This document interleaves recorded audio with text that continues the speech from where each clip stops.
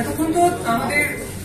চাঁদ ভাই তিনি বিস্তারিত বলেছেন। আমরা শুধু একটা কথাই বলতে চাই যে একটা সরকারি দপ্তর যখন একটা বেআইনি কাজ করে সেটা আসলে যে কোনো সাধারণ নাগরিকের চেয়ে আরো একটা খুবই ন্যাক্কারজনক উদাহরণ হয়। আপনারা মোহামেডান ক্লাবের জমির যদি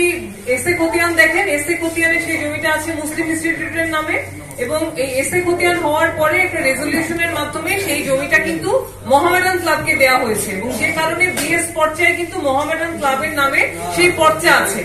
ডিসি যখন আসলেন গত পরশুদিন তখন কিন্তু ডিসি সেই বিএস পর্চা হাতে করে নিয়ে এসেছেন এবং সেই অনুযায়ী তিনি একটা জমি মেপে দিয়ে তারপরে তারা কোনো স্থাপনা করলে সেখানে করবেন এরকম একটা প্রতিশ্রুতি দিয়ে গিয়েছেন। জেলার প্রশাসক যে প্রতিশ্রুতি মৌখিকভাবে দিয়ে গেলেন, সাংবাদিকরা উপস্থিত ছিল সেখানে,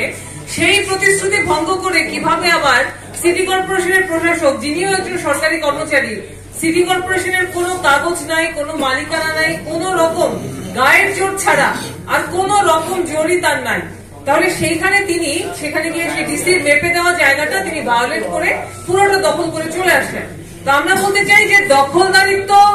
এটা মানুষের মধ্যে হয়, তার বিরুদ্ধে আইন প্রয়োগ হয়, কিন্তু কোন প্রতিষ্ঠান যদি সরকারি প্রতিষ্ঠান হওয়ার সুযোগ নিয়ে